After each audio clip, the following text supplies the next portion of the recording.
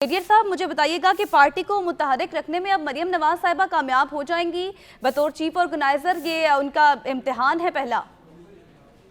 नहीं, उनका इम्तहान पहला तो नहीं है, वो तो बहुत सारे इम्तहानों से पहले ही गुजर चुकी हैं। एक इम्तहान में ना सर, वो इलेक्शन में भी मैं कह रहा हूँ कि जिस तरह उन्होंने पार्टी को जो ऑर्गेनाइज करने की बात, अब वो मुस्लिम लीग नून का प्रोएक्टिव है, वो उन्होंने उनको दिया है वो ऑर्गेनाइज करें, लेकिन उसके अंदर जो चीज़ें हैं, जैसे बहुत सारे लोगों की जो स्टेटमेंट आई है दरमियान में, वो कोई कोलैबोरेटिव नहीं है उनकी एफर्ट्स के साथ। बहरहाल ये तो एक पॉलिटिकल चीज़ होती है जो चल रही होती है, लेकिन जो कुछ वो कहती हैं वो सच्चाई पे मबनी नहीं होता। वो चीज़ को मैनिपुलेट करती हैं, गलत बात करती है, और आई डोंट थिंक सो। बहुत सारी चीज़ें हैं, लेकिन एक दो चीज़ें हैं। एक ये है कि पार्टी के जो लोग उनसे उनके साथ चल रहे हैं उनका क्या ख्याल है, और जो बाहर में है, क्योंकि जब आप एक वोटिंग हल्के में जाते हैं तो वहाँ सिर्फ एक ही पार्टी के तो लोग नहीं होते ना।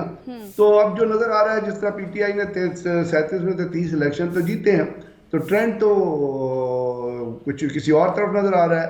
बाहर अगर इलेक्शन होंगे तो वो ट्रेंड क्लियर होगा, लेकिन मुझे नहीं लगता कि इलेक्शन होंगे, इसलिए कि इन्होंने कुछ और लॉजिक क्रिएट कर लेना है। अब जैसे मरदमशुमारी के लिए पैसा सेंक्शन कर दिया है, अभी अदालत में जाएंगे जी मरदमशुमारी हो रही है तो हम तो इलेक्शन नहीं करा सकते। केपीके गवर्नर ने आज वैसे कह दिया है, उसने उसको तो केपीके में गवर्नर को या पंजाब के गवर्नर को ना इनकी परवाह है ना कानून की परवाह है। दे आर नॉट बॉदर्ड कि पाकिस्तान का कॉन्स्टिट्यूशन क्या कहता है, सुप्रीम क्यों कहती है। उनकी अपनी प्रायोरिटीज़ हैं, वो अपनी प्रायोरिटीज़ अपनी सोच के मुताबिक काम करते हैं। तो आज केपीके गवर्नर कह दिया कि मैं तो इलेक्शन की डेट नहीं दूंगा। अब आप मुझे बताएं इलेक्शन किस तरह होंगे? क्या सेग्रीगेटेड इलेक्शन होंगे? क्योंकि जो सुप्रीम कोर्ट का हुक्म है वो तो तमाम सबके ऊपर इक्वली एप्लीकेबल है ना।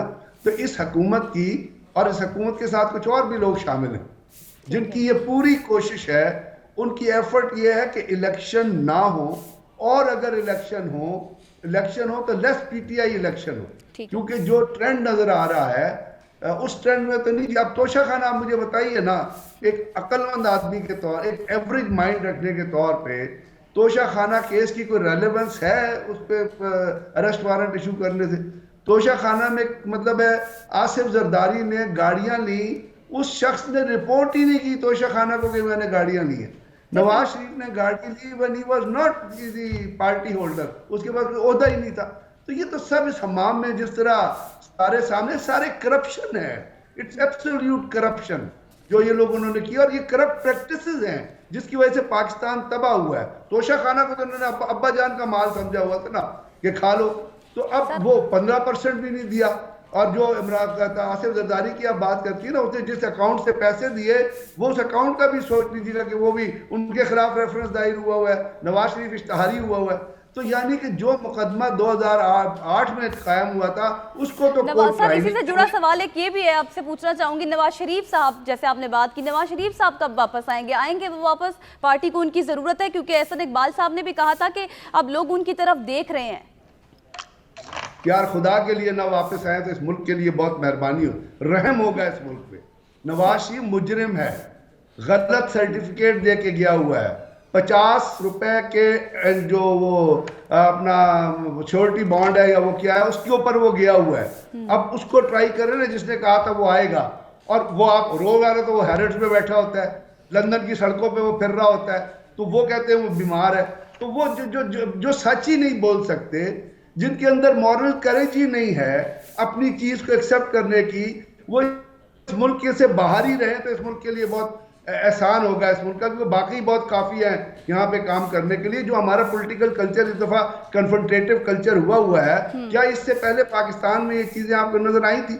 तो बात ये है कि हम एक तरफ तो बात करते हैं कि जी वो अपना ये चीज क्यों हो रही है। मैं सिर्फ एक बात, मेरा सिर्फ एक थीसिस है, मैं सिर्फ एक चीज सोचता हूं कि क्या 85 मुकदमों का लॉजिक है?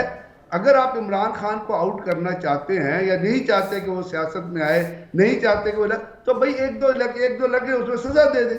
ये तो पाकिस्तान का मजाक है ना। आप जरा खुद, आप तो मीडिया देखती हैं, आप इंटरनेशनल मीडिया देख लीजिए वो हमारे बारे में क्या कह रहा है, आप इंडियन मीडिया देखिए वो मेरे और आपके पर खच्चे उड़ा रहा है, वो मुझे और आपको बदनाम कर रहा है। इन लोगों को तो बदनामी से कोई फर्क नहीं पड़ता ना।